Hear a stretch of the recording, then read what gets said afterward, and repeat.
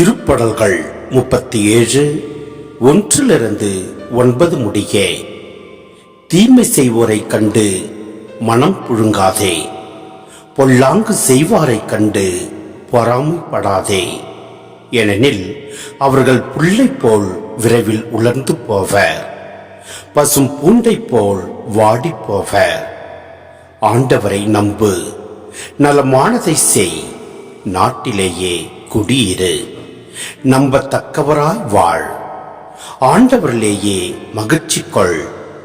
உன் உள்ளத்து விருப்பங்களை அவர் நிறைவேற்றுவார். உன் வழியை ஆண்டவரிடம் ஒப்படைத்து விடு, அவரையே நம்பியிரு, அவரே உன் சார்பில் செயலாற்றுவார்.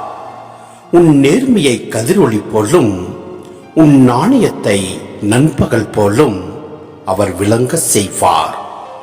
ஆண்டவர் முன் அமைதியுடன் காத்திரு, தம் வழியில் வெற்றி காண்போரையும் சூழ்ச்சிகள் செய்வோரையும் பார்த்து எரிச்சல் கொள்ளாதே, வெஞ்சினம் கொள்ளாதே.